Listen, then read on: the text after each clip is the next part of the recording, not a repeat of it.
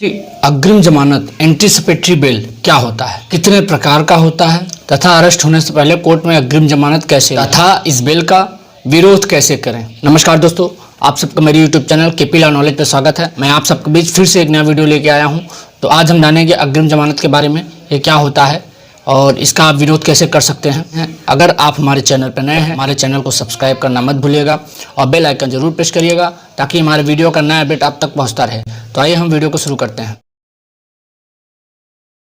जब कोई व्यक्ति गिरफ्तार होने वाला हो या उसको यह आशंका हो कि कोई व्यक्ति झूठे मुकदमे में उसको फंसा रहा है और उसको पुलिस गिरफ्तार कर लेगी, तब वो व्यक्ति कोर्ट में जा करके अग्रिम जमानत के लिए एक वकील के माध्यम से अप्लाई कर सकता है। ऐसे ही कोर्ट से उसको पहले ही जमानत दे दी जाती है जिसमें पुलिस उसको अरेस्ट नहीं कर सकती है और कोर्ट ये आदेश देती है कि इस व्यक्ति को गिरफ्तार न किया जाए क्योंकि इसको अग्रिम जमानत एंटीसिपेटरी बेल दे दी गई है।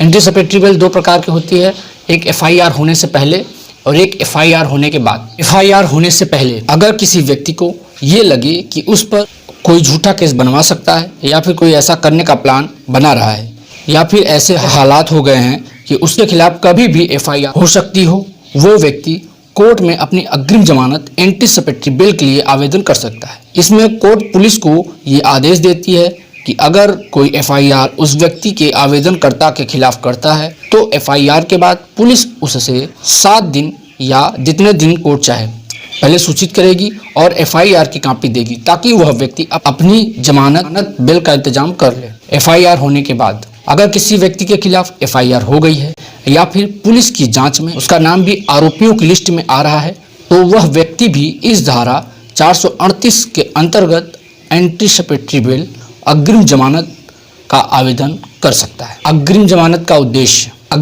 का उद्देश्य सिर्फ किसी निर्दोष व्यक्ति को किसी झूठे केस, आर्थिक हानि और बदनामी से बचाने के लिए होता है, लेकिन ये भी सिर्फ इस शर्त पर कि अगर कोर्ट को भी लगे कि वो व्यक्ति निर्दोष है या फिर पुलिस जांच सही तरीके से नहीं कर पा रही है, कोर्ट उसको अग्रिम जमानत दे देगा। अग्रिम जमानत सिर्फ सेशन कोर्ट से ही मिलती है या फिर विशेष परिस्थितियों में अनुच्छेद 226 आर्टिकल 226 में हाई कोर्ट से रीट द्वारा ली जा सकती है। अग्रिम जमानत मिलने के बाद व्यक्ति को गिरफ्तार नहीं किया जाता है तथा उसे बिना गिरफ्तार किए ही चार्जशीट फाइल की जाती है। भारत के कानून के अंतर्गत गैर जमानती अपराध के आरोप में गिरफ्तार होने की आशंका में भी कोई भी व्यक्ति अग्रिम जमानत एंटीसिपेटरी बेल का आवेदन कर सकता है तथा कोर्ट सुनवाई के बाद सशर्त अग्रिम जमानत दे सकता है। यह जमानत पुलिस की जांच होने तक जारी रहती है। अग्रिम जमानत का यह प्रावधान भारतीय दंड संहिता की धारा 438 में दिया गया है। अग्रिम जमानत का आवेदन करने पर शिकायतकर्ता को भी कोर्ट इस प्रकार की जमानत की अर्जी के बारे में सूचना देती है ताकि वह चाहे तो न्यायालय में आकर के अग्रिम जमानत का विरोध कर सके। उत्तर प्रदेश में अग्रिम जमानत कैसे लें, आपको यह जानकर आश्चर्य होगा, पूरे भारत में एक कानून होने के बाद भी उत्तर प्रदेश की हाई कोर्ट ने अपने एक आदेश के अनुसार अपने राज्य में अग्रिम जमानत को खत्म किया है। ऐसा वहां पर कानून का ज़्यादा दुरुपयोग होने के कारण किया गया है, लेकिन वहां पर अगर किसी व्यक्ति को गिरफ्तारी से बचना है तो वो सीधे हाई कोर्ट रीट अनुच्छेद 226 में फाइल करके अग्रिम जमानत ले सकता है। रीट के अंदर हाई कोर्ट से अग्रिम जमानत लेने की प्रक्रिया है। अंतरिम बेल आदेश क्या है? जब आवेदनकर्ता कोर्ट के सामने अग्रिम जमानत का आवेदन करता है तो वो जरूरी नहीं कि कोर्ट पहले तारीख पर ही बिल देकर केस को खत्म कर दे। ये भी हो सकता है कि बिल के आवेदन पर बहस किसी मुद्दे को लेकर लंबी भी हो सकती है जिसमें कि कई तारीखें भी लग सकती हैं। ऐसे में आवेदनकर्ता की तरफ से आवेदन किया जाता है कि उसे इन तारीखों के बीच में पड़ने वाले समय में ऑर्डर से पहले टेम्परेरी तौर पर बिल दे दे, क्योंकि इस बीच अगर आवेदनकर्ता गिरफ्तार हो गया तो इस अग्रिम जमानत एप्लीकेशन और बहस का कोई मतलब नहीं रहेगा। तो ऐसे में कोर्ट आवेदनकर्ता को अगली तारीख तक की सुनवाई तक अंतरिम बेल दे देती है। अग्रिम जमानत बेल का आवेदन किस जगह करना चाहिए? अग्रिम जमानत का आवेदन किस जगह किया जाता है? नंबर 1, पहली जगह वो जहां वो अपराध हुआ हो तथा दूसरी जगह वो जहां पर शिकायतकर्ता ने अपनी शिकायत दी हो और FIR हुई हो। तीसरी जगह वो जहां पर आवेदनकर्ता को अंदेशा हो कि उसके खिलाफ पर इस जगह पर FIR हो सकती है। कोर्ट से जमानत बेल कैसे लें? अगर आपके खिलाफ अभी तक कोई झूठी FIR नहीं हुई है और होने की आशंका है तो इस बात का वर्णन अपनी एप्लीकेशन में कर सकते हैं। शिकायतकर्ता आपको क्यों झूठे केस में फंसाना चाह रहा है, इसमें उसको क्या फ़ायदा है या फिर वो ऐसा किस मकसद से कर रहा है, ये आप उसमें मेंशन करें। परंतु कोर्ट को ये भी बताएं कि अगर आप गिरफ्तार हो गए हो तो आपको क्या व किस प्रकार का नुकसान होगा, जैसे कि आर्थिक हानि, शारीरिक हानि, मानसिक हानि, सामाजिक हानि इत्यादि। वह शिकायतकर्ता को इससे क्या फ़ायदा होगा। अगर कोई झूठी एफआईआर आपके खिलाफ हो गई है और आपको इसका पता चल गया है तो उस एफआईआर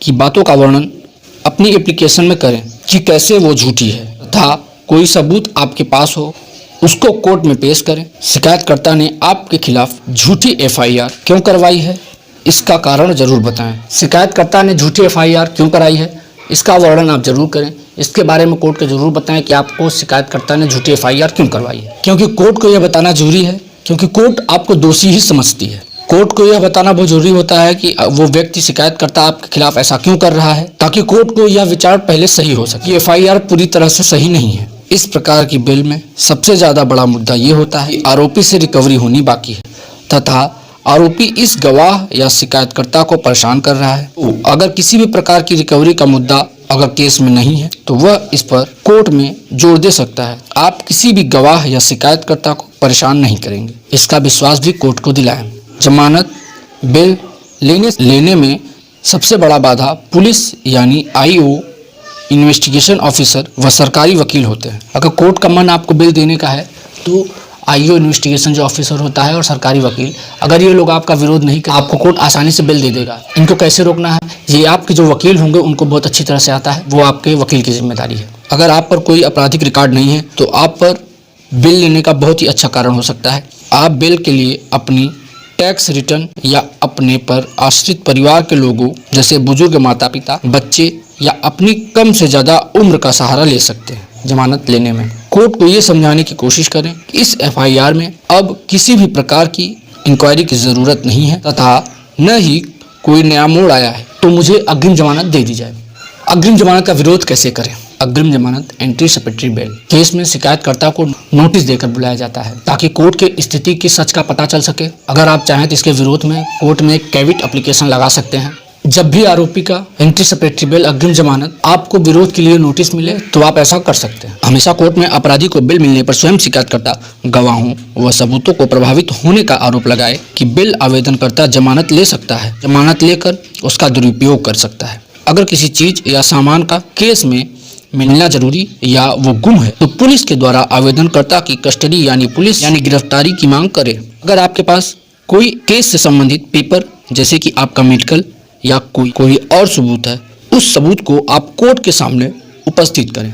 कोर्ट को यह दिखाकर जमानत का विरोध कर सकते हैं। कोर्ट में पूछे जाने वाले सवालों की शालीनता व समझ से दें ताकि कोर्ट को यह लगे कि आप सत्य बोल रहे हैं। सरकारी वकील व पुलिस यानी आईओ पर पूरी नजर रखें।